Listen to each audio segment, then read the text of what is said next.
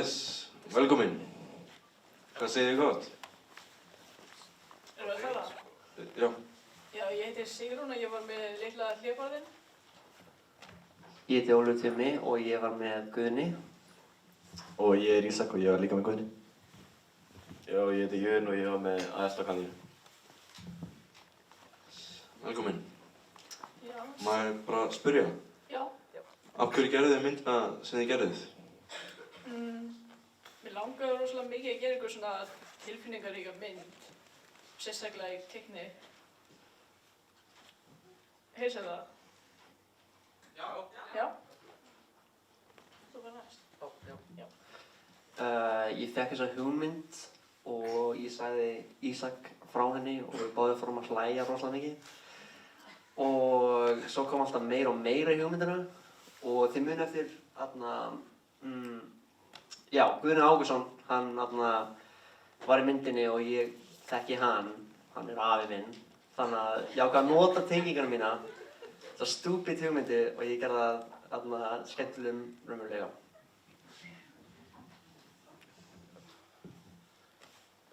Ég vildi gera þessa mynd, við vildum gera fyrst svona 3 mínútur svona surrealist, svona film noir mynd sem endaði í 24 mínútur, en þetta átti að vera eitthvað svona inspired af Alice in Wonderland, en já, þetta er bara okkar svona túlkun og svona umbreyting.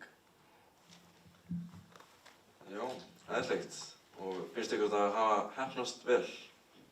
Mér fannst að hafa hennast mjög vel. Minnst okkur sem við myndina sem ég var hérna með áður. Ég held að ég er búin að bætast mjög vel hæfileikar mínir. Mér finnst hún vera finnari og skemmtilegri í hvert skipti sem ég sé hana. Ég er stoltur. Og já. Já, mér finnst þetta hefnast mjög vel og bara kemur ógeðslega vel út og skemmtilegt að sjá þetta svona á stóra skjá. Já, ég er alveg sáttur með mína mynd en ég sé alveg ég get alveg bætt með þess betur, en það er bara fyrir næsta mynd. Já, ég að þú mynd gera fleiri myndir, en munið þið líka halda áfram að gera myndir?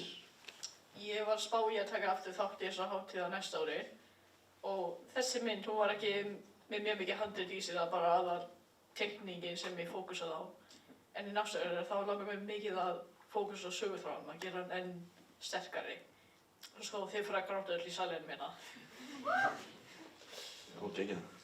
Ég er að vinna núna á mynd sem heitir Gísli Gísl, sem er 2 menn sem eru vinir og þau ferðast á land, en undir því fyrirkomulagi að einn af þeim er Gísl og hinn er gíslatakari og þeir verða vinir.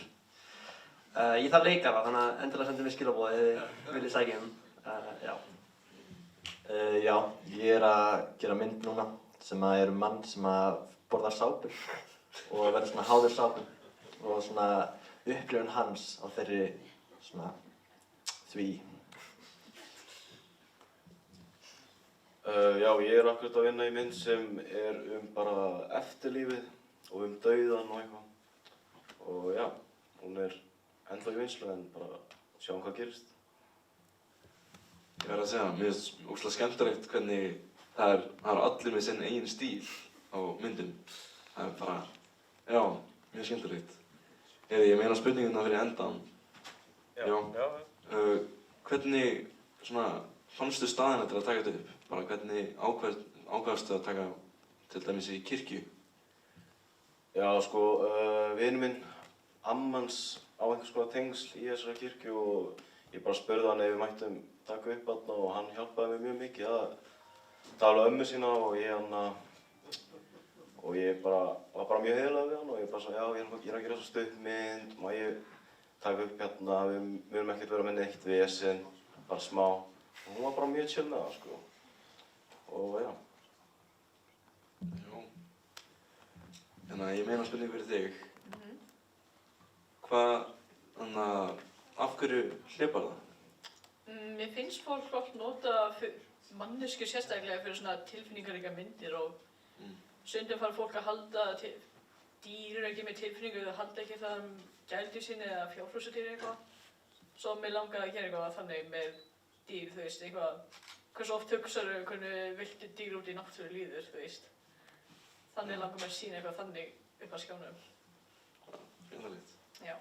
Og hérna fyrir ykkur, Já. ég skil ekki alveg, fannst þetta bara, hugsaðu bara allt í einu, þetta gæti verið fyndið og þetta bara að gera það. Já. Já, ég elska það. Ég eiginlega vinn þannig bara basically, ég finna hugmynd eins og í fyrra var ég með mynd hérna sem heitir að góma rándýr, ég veit ekki hvort að fólk voru fyrir það, en það er bara steikt hugmynd verður að steiktum raunveruleika, það er eiginlega hvernig ég líka við að gera hluti. Nú. Já, þetta var alveg, 3 vikur sem það tók að gera þetta. Skrifa á, taka upp. Já, það er reyndar held ég lengsti tíminn sem hefur tekið okkur að gera eitthvað saman. Þetta hérna, en já, hvað vel út, sko. Já. Þannig að þið hafi öll verið að gera myndir áður. Já. Já. Já, skemmtilegt. Er einhverjar spurningar úr salnum? Hérna. Hvað var erfiðast við svona animation-ferlið í mynd? Hvað segirðu? Hvað var erfiðast í animation? Erfiðast sko að ná sem teiknuðu línu svo séu allt yfir karakterinn. Það er ógeðslega erfitt að fínpúsa þetta allt saman. Það bara tekur svona allan daginn að gera eitt sena úr þessu, það dreipir mig alveg frá einhverja. En það alveg, það tekur af. Maður ætti að gera það ef maður vill koma sér í hátíðar með teiknumyndina, sko. Og já. Einhverjar fleiri? Já, þarna. Ég var líka með spurningu fyrir þig, Sigrúni. Já. Er einhverja teiknumyndir þar sem þú fær innblástur þinn frá? Annað í stíl eða sögu? Ég fæ mikið innblástur úr svona Ghibli og Pixar og smá Disney-myndir bara. Og ég líka horfði á nokkuð, það er eitt stúdíó í Írlandi sem er með frábærar teiknimyndir og það er ekki nóg mikið fólk að horfa á þær myndir. Og það hefur mikið áhrif á hvernig þetta kemur út fyrir mér. Og já. Einhverjar fleiri? Jón var það. Já, ég. Já. Ég heyrði mjög mikið svona í tónlistinni í Ari Aster Inspiration. Er það rétt hjá mér? Já, það er svona, ég vildi upprænilega fá svolítið svipaðan svona tónlist og annað í Eraserhead hjá David Lynch. Og ég talaði við mannin sem Árna, ég talaði við hann og ég gaf hann eiginlega svona möguleika bara, hann mátti bara gera hvernig hann vildi, en hann átti samt að hafa í huga það að vera svona svipað og Eraserhead, svona surrealist tónlistin þar. Og já, og ég held að ég veit að hann er mjög mikið aðdáandi Ari Aster, þannig ég var ekki hissa að þetta hljómaði svolítið svipað. Já. Einhver annar?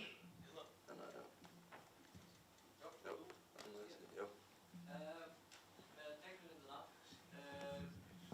hvaða forrit notaðu fyrir að teikna hana og hvað lengi varstu að því?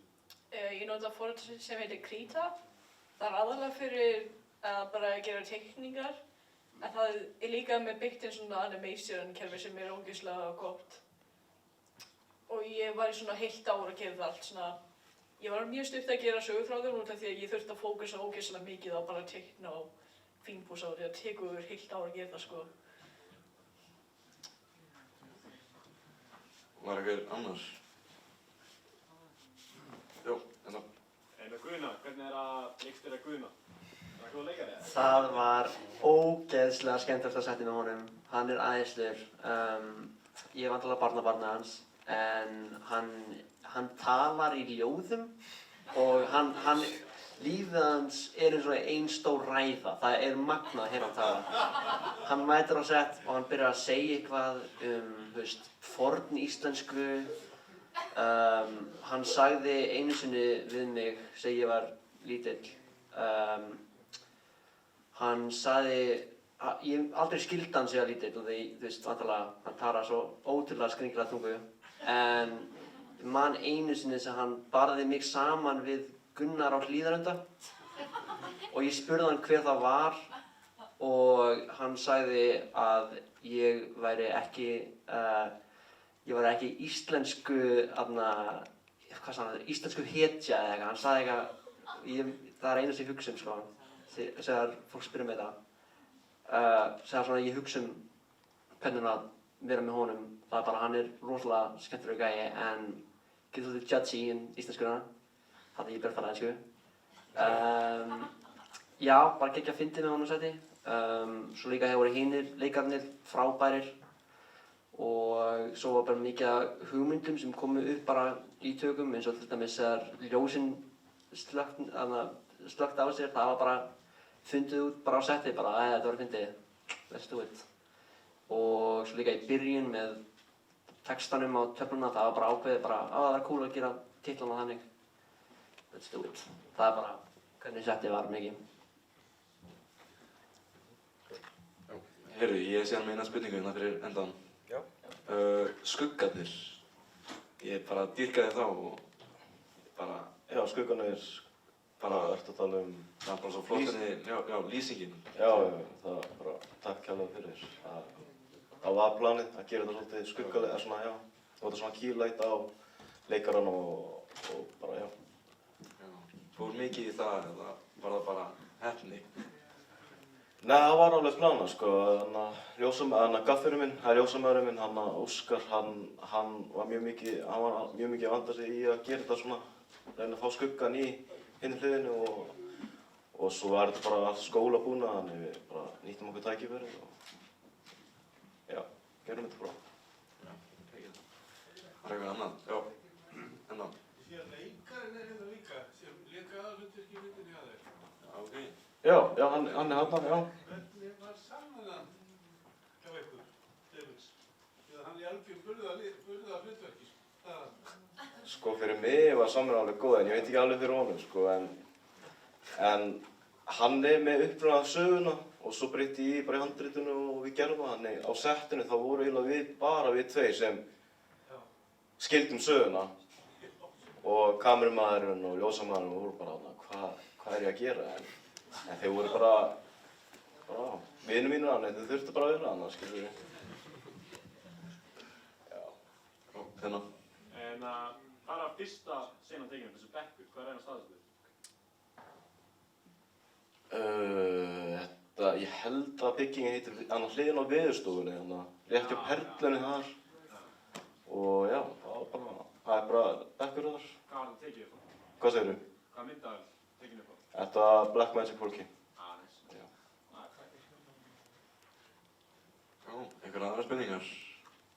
Talandi söguþráðinn, hvað var þetta eiginlega Já, ok. Eins og ég sagði áðan, þá var þetta svona túlkun hjá okkur að nýta Lísa undralandi af því að hann fer alltaf gegnum einhverja hurð.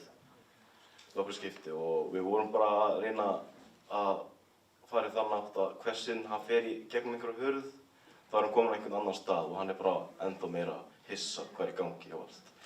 Og persónulega túlka ég þannig að sagan er eiginlega að hann er að bara fara til helvítis og að endar í endanum í hann bara skuggaherbyggi. Hann er bara kominn þá í eftirlífi sem er svolítið, mjög neikvætt. Svona purgatory state. Já. Heyrðu, takk hérlega fyrir okkur. Stóðu fyrir ekkert smáður. Takk fyrir.